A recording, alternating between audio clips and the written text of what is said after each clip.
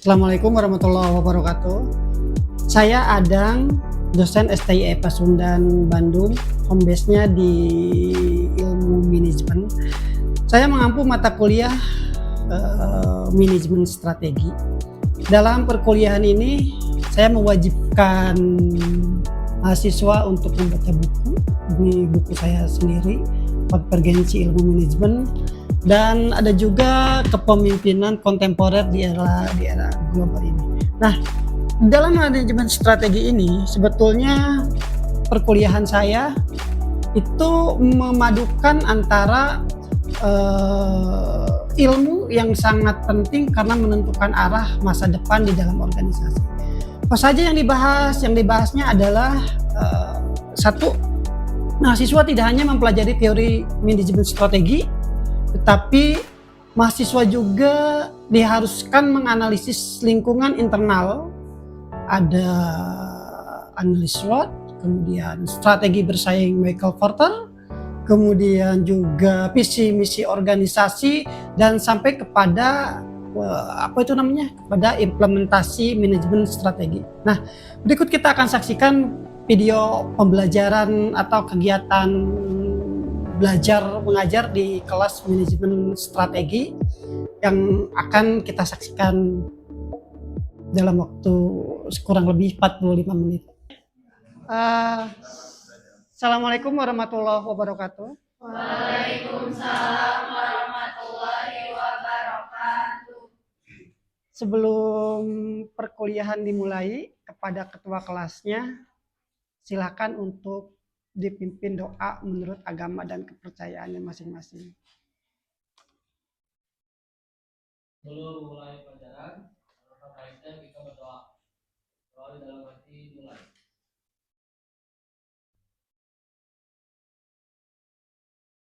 Doa dicukupkan. Ya, materi hari ini kita akan berbicara tentang manajemen strategi ya. Untuk manajemen strategi itu sebetulnya ini pelengkap kalau di akuntansi itu. Kan kalau kita bicara tentang ilmu manajemen, tentunya harus memahami apa dasar runtut ke bawahnya itu. Nah, manajemen strategi itu sebetulnya bagian dari manajemen itu sendiri. Dia ada perkembangannya. Nah, untuk perkuliahan kita akan dibagi menjadi 14 kali. Tentunya kalau 14 kali biasanya kan 7-nya UTS kan, kemudian 7-nya lagi adalah sistem penilaiannya sama saja. Dalam manajemen strategi itu ada tugas, kemudian ada diskusi kelas, kemudian ada satu lagi, bikin paper atau bikin artikel, yang mana artikelnya nanti akan kita akan coba untuk publish. Nah, untuk materi yang pertama ini untuk pertemuan kita itu memahami teori, ilmu, dan strategi. Jadi apa sih teori? Ada yang tahu nggak teori? Teori ya, panggung dia itu kan. Apa bedanya dengan ilmu? Kalau ilmu itu apa bedanya dengan teori? Ada yang tahu nggak? Ilmu teori. Terus bicara tentang pengetahuan, bicara tentang nanti juga akan bicara tentang filsafat strategi gitu kan. Nah, kita pahami dulu. Di dalam strategi ini ada disrupsi di dataran tinggi. Ini kisahnya Kang Murad gitu kan. Ini sebetulnya status quo sih. Kang Murad seorang petani di desa yang terkenal dengan lahan sawahnya yang subur, terbiasa dengan rutinitas menanam padi. 2024 itu mengalami krisis. Ada tantangan nih, dia ada musim hujan. Kalau dia terlambat, maka air irigasi itu terbatas. Harga beras di pasar anjlok. Mayoritas petani ya pasti bingung. Berarti apa yang harus dilakukan? Kalau kondisi Kang Murad ini sedang mengalami, anggap saja Kang Murad itu mengalami gagal panen gitu kan. Musim hujan terlambat, Maksudnya air irigasinya tidak ada, terbatas, akan mempengaruhi harga beras atau tidak? Pasti kan? Kenapa kira-kira? Ya karena kalau dalam hukum ekonomi, kalau apa? Ada yang masih ingat hukum ekonomi itu? Kalau barang langka, harga semakin naik. Kalau petani bukan langka, air nggak ada, musim hujan datang terlambat. Kenapa dia menyebabkan harga beras semakin anjlok? Apa sebabnya? Karena kan kualitas. Karena produksi yang nggak ada ya, produksi yang terlambat. Nah, ini kalau kita tadi bicara tentang kasus dari Kang Murad, maka ada keputusan yang strategis. Satu, kalau kita bicara tentang keputusan itu, observasi dan refleksi dulu. Ini maksudnya kalau kita bicara tentang strategi secara keseluruhan itu, kemudian ada riset pasar, adaptasi, eksekusi, satu-satu. Kang Murad duduk di saung, dia tidak langsung bertindak reaktif, nggak marah-marah gitu kan. Yang memikirkan situasi secara menyeluruh, berpikir sebelum bertindak. Nah, artinya kalau kita bicara tentang strategi itu, kita berpikir dulu nih sebelum ada tindakan gitu kan. Ya. Ada kasus kemarin, siapa ya yang menjelek-jelekan, bukan menjelek-jelekan sebetulnya sih, yang membuat hoax kepada Gubernur Jawa Barat bahwa Kang Deddy Mulyadi ngasih duit 1 miliar ke Persib, lalu itu dianggap jual dedet sapi oleh Dodi Permana katanya. Ramai ya di TikTok ya? Ya. Nah, ini jangan reaktif gitu kan. Ketika dia reaktif, maka tidak ada pikiran sebelum bertindak, itu dia tidak strategis. Ujung-ujungnya apa? Kang Deddy Mulyadi memberikan klarifikasinya. Apa klarifikasinya? Bahwa ini hasil penjualan pagi tadi. Ada ini adalah mohon maaf ya dalam tanda kutip, orangnya disebutkan. Nah, artinya apa? Ada strategi. Oke, yang kedua, dalam strategi itu ada riset pasar. Kang Murad pergi ke kota untuk mengumpulkan data, berbincang dengan pedagang pasar, memetakan permintaan yang tinggi. Ini kalau riset pasar itu berarti ini apa? Apa namanya? Dari desa datang ke pasar, tujuannya apa kira-kira? Untuk menjual. Apa kira-kira tujuannya? Barang dagang. Meneliti, riset. Kalau riset itu meneliti bukan? Meneliti pasar gitu. Pasarnya kondisinya seperti apa. Setelah itu adaptasi, eksekusi. Adaptasi itu apa? Beralih dari padi ke tanaman singkong dan cabai. Artinya gini, maksudnya apa? Apakah padi beras itu dipaksakan atau setelah riset pasar itu berasnya diganti oleh singkong gitu atau gimana? Artinya makanan sehari-harinya apa nih? Kita rubah saja nih daripada tidak ada gitu, kita rubah menjadi singkong aja. Bisa nggak? Oh zaman dulu aja, zaman Belanda bisa ya dirubah ya, apalagi sekarang gitu kan. Bisa nggak kalau dirubah? Bisa. Masyarakat bisa menerima nggak? Ada yang bisa, ada yang tidak. Belum tentu ya. Belum tentu. Berarti kalau merumuskan strategi itu berarti tidak gampang. Betul. Ketika Anda nih lulus kuliah, setelah Anda lulus kuliah, observasi dulu, refleksi, lakukan riset pasar dulu, maksudnya melamar pekerjaan gitu kan. Kemudian adaptasi, eksekusi, oh bisa nggak saya mengadaptasikan seperti itu. Hari ini, mahasiswa baru pendaftar di STI Pasundan, baru bulan berapa sekarang? Bulan apa sekarang? Juni, 160 siswa. Ini ada berapa orang? Mudah-mudahan tahun depan kita semakin bertambah. Kenapa? Karena strategi yang dilakukannya ada riset pasar, kemudian ada adaptasinya, itulah strategi. Jadi strateginya semakin diperbaharui gitu. Nah, jadi kalau kita bicara tentang esensinya, esensi itu apa teh? Esensi itu apa? Esensi Esensi. Aduh, siapa namanya? Adinda. Coba Adinda, esensi apa esensi? Esensi itu lebih ke Lebih kepada apa ya Pak? Disebutnya itu lebih ke cara untuk berpikirnya. kalau eksistensi keberadaan. Hmm, Esensi dia lebih berbicara kepada kalau itunya apa ya? apa ya? Coba kira-kira menurut pemahaman Adinda aja yang tahu. Coba buka Google. Boleh. Coba buka Google. Esensi apa?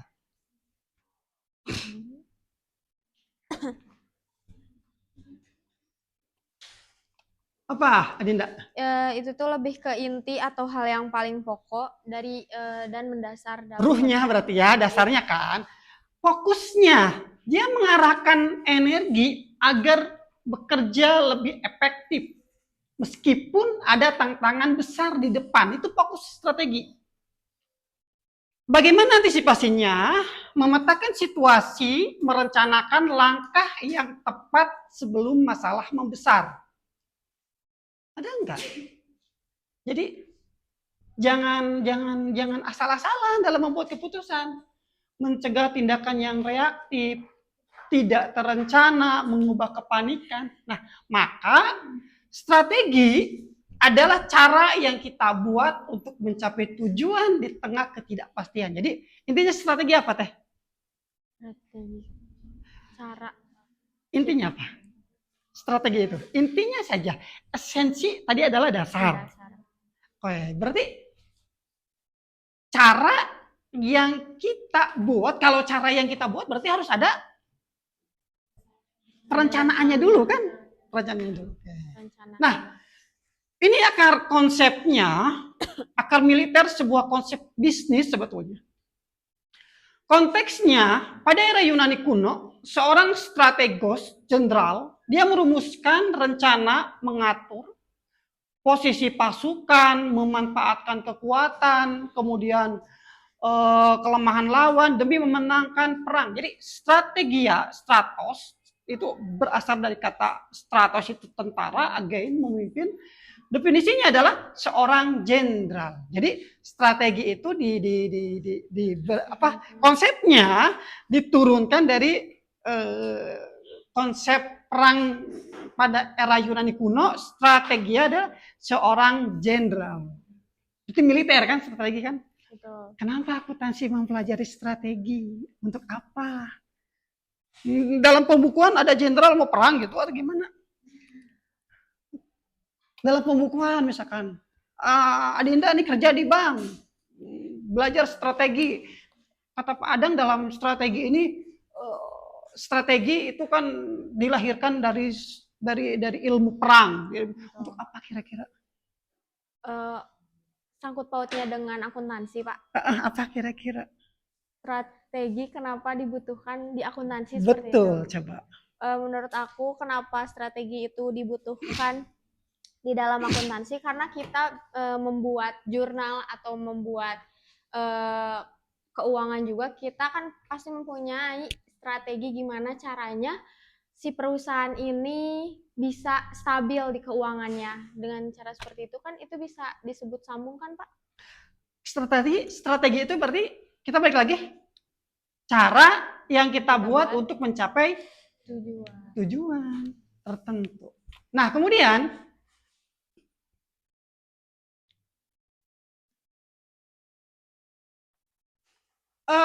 ada lensa corporate, arena persaingan dan keunikan. Kalau kita lihat realitas bisnis, bisnis itu tidak identik dengan pertempuran antara dua atau lebih perusahaan. Dia banyak bisnis itu.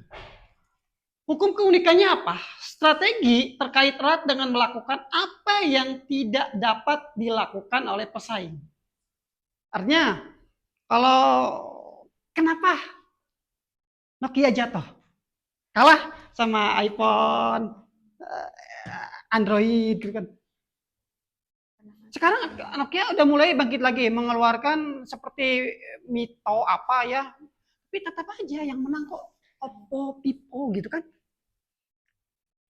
Karena Nokia tidak mau beradaptasi, tidak mau melakukan perubahan. Karena Nokia giliran ada BlackBerry dulu ya, tenanglah, katanya tenang. Ternyata kalah. BlackBerry pun tenang, ada setelah BlackBerry apa? Kalau ini generasi keberapa?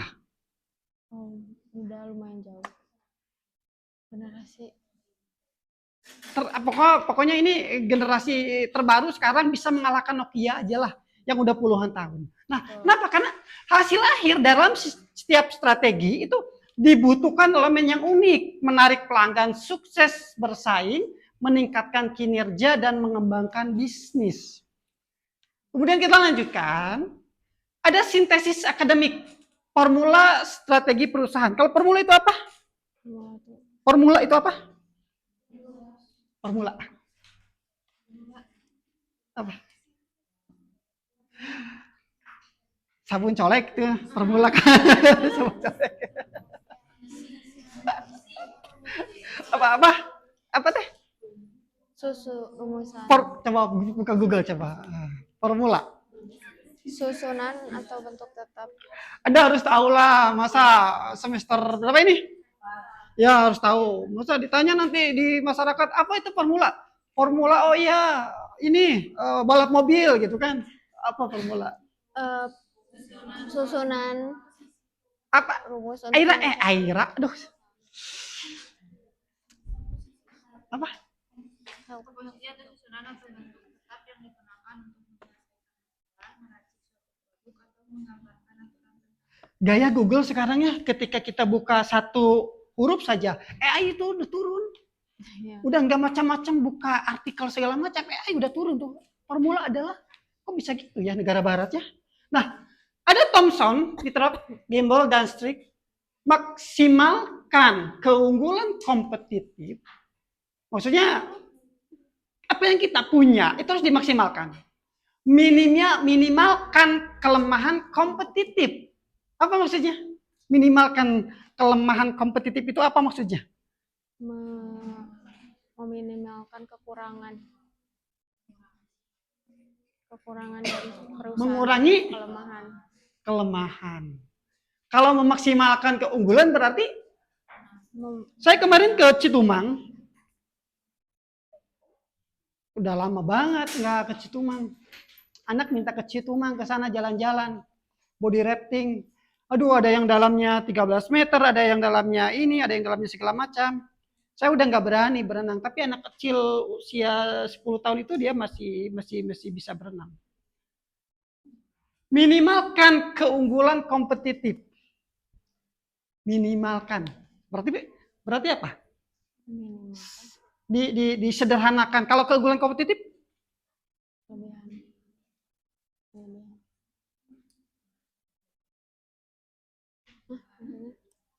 Ayo kita berpikir. Di sebelahnya ada wisata Grand Canyon. Gaya ya orang Pangandaran sebut Grand Canyon gitu. Kenapa nggak Cukang Taneuh aja padahal itu Cukang Taneuh kan? Wah di situ bersaing tuh. Kalau orang wisatawan itu datang dipandu apa namanya tuh? Guide ya. Guide. Kenapa harus pakai guide? Supaya bisa menyeimbangkan. Supaya? Tapi mahal bayarnya 500.000. Seorang 100.000. Berarti di situ ada walaupun satu daerah, walaupun satu wilayah, persaingan ada di situ kan? Mana ini yang harus diunggulkan? Citumangnya, Grand Canyon-nya. Minimalkan kelemahannya. Sudahlah, nggak usah lihat kelemahan segala macamnya. Kelemahannya udah nggak ada misalkan. Pasti ada, tapi yang jelas harus minimal. Konteks lingkungan, kontennya prinsip dasar rencana yang komprehensif, maka arah yang jelas bagi organisasi dan panduan pengambilan keputusan untuk menjamin kelangsungan hidup dan perkembangan di masa depan. Nih harus ada rencana yang komprehensif. Sudahlah cukup sekarang, nggak usah ada persaingan apapun juga, minimalkan dulu keunggulannya, maksimalkan dulu keunggulannya yang lainnya. Kemudian turunkan dulu kelemahan yang kompetitifnya. Baru kita bisa bersaing. Kalau teteh ada yang datang, yang satu bawa Pajero, yang satu bawa Avanza 2006, teteh mau pilih mana? Yakin Pajero kan? Nggak mungkin, ya udah kita jujur aja mah. Hidup masa mau pakai Avanza 2006? Yakin mau pilih Pajero teh? Yakin kan? Ya udah pasti.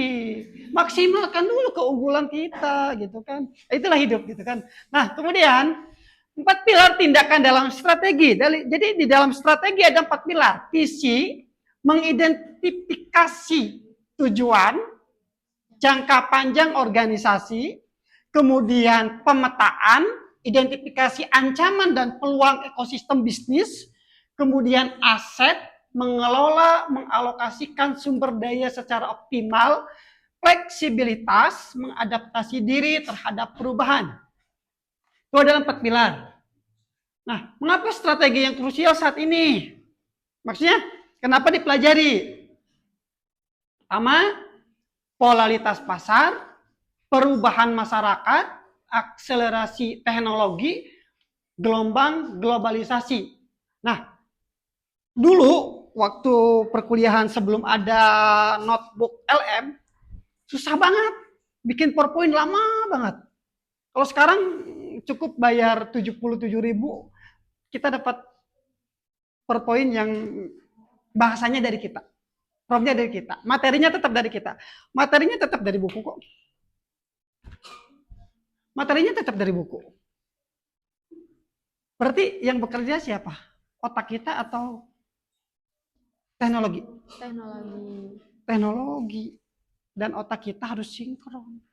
Teknologi itu hanya alat sebetulnya.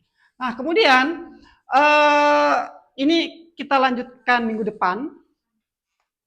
Ekosistem kosakata strategi sebetulnya ini bahan-bahan nanti yang akan kita pelajari lebih lanjut itu ada visi, ada misi, ada tujuan strategi, analisis SWOT, kemudian tentunya manajemen strategi itu sendiri dan perencanaan strategi itu sendiri. Nah, kesimpulannya dari perkuliahan kita hari ini, seni, ilmu, dan masa depan, strategi adalah jembatan vital antara realitas hari ini dan kesuksesan esok hari.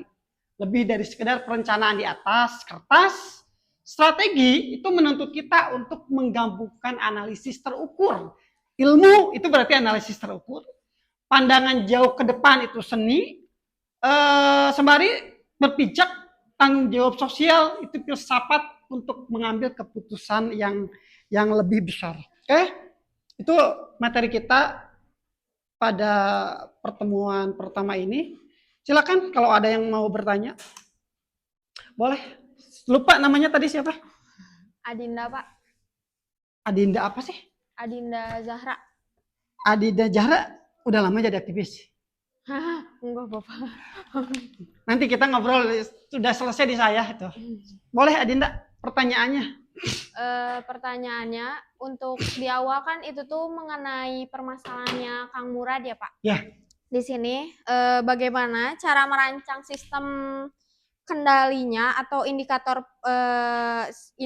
peringatannya kalau misalnya Kang Murad itu kan dia beralih menjadi singkong dan cabai kalau nggak salah tadi. Ya, singkong betul. dan cabai karena kan tadi kesusahan juga akan air, hal yang seperti itu ya Pak. Nah itu tuh gimana cara merancang sistem kembalinya itu untuk menyusunnya, untuk Menyesuaikan.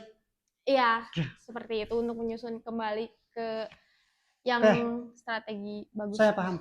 Kalau Adinda misalkan posisinya jadi suaminya Kang Murad misalkan ya, entah di mana gitu kan, itu kan hanya apa, karangan saya, Kang Murad itu siapa. Ketika Kang Murad beralih dari padi ke tanaman singkong, ke cabai misalkan, cara menyusunnya sangat sederhana sekali. Berarti dia harus menyesuaikan dengan kondisi pasar. Itu yang pertama. Yang kedua, ketika dia menyesuaikan dengan kondisi pasar, mampu nggak manusia yang bersangkutannya, masyarakat yang adanya, lingkungan yang hidup di situ mengkonsumsi singkong. Mampu nggak kira-kira menurut Adinda? Belum tentu juga sih. Belum tentu juga. Berarti apa yang harus dilakukan oleh Kang Murad menurut Adinda? Menurut saya Kang Murad lebih explore lagi. Tadi yang dipersoalkan Adinda apa? Yang dipersoalkan saya gimana cara mengembalikan sistemnya, karena kan dari padi ke Singkong cabai. lama kan? Mm-mm. Sistem ini harus balik lagi kan? Berarti Iya, perlu penyesuaian tanah yang baru lagi Iya. gitu kan? Kondisi alam sebetulnya itu kan. Tapi yang jelas penyesuaian ini mau tidak mau, kalau strategi tadi kita dapatkan pengetahuannya dari seorang jenderal itu, maka disusun secara sistematis, otomatis dia harus menyesuaikan dengan, maka dari itu berpikir dulu Kang Muradnya itu. Nah, dalam pandangan Adinda kira-kira dalam pandangan Adinda, apa yang harus dilakukan? Kalau menurut saya yang dilakukan Kang Murad itu jangan langsung bereksplor ke singkong atau cabai, tapi bisa saja kan kita langsung memilih atau membeli tanah lagi yang lebih bagus, atau bisa aja seperti itu, lebih eksplor lagi ke dunia luar. Kan kondisinya hujannya nggak datang, Oh iya. ya kan? Ada, coba yang lain ada nggak yang bisa memberikan penjelasan? Coba yang lain. Kan kalau kita misalkan lihat ini, realitas bisnis, hukum keunikan, hasil akhir, unik juga ternyata ya si cabai atau singkong itu katanya. Untuk pertanyaan Adinda nanti kita bahas minggu yang akan datang karena waktunya sudah jam berapa ini? Nah, sudah cukup pertemuan kita. Cukup hari ini satu pertanyaan saja, nanti minggu depan kita adakan diskusi. Untuk sisanya apakah yang lain ada yang dipersoalkan? Cukup? Cukup ya? Kalau cukup, saya ucapkan terima kasih. Selamat siang. Assalamualaikum warahmatullahi wabarakatuh. Waalaikumsalam warahmatullahi wabarakatuh. Sudah kita saksikan itu video pembelajaran saya dalam mata kuliah manajemen strategi yang mengenalkan tentang filsafat, ilmu, dan teori dari manajemen strategi. Sekian, terima kasih. Assalamualaikum warahmatullahi wabarakatuh.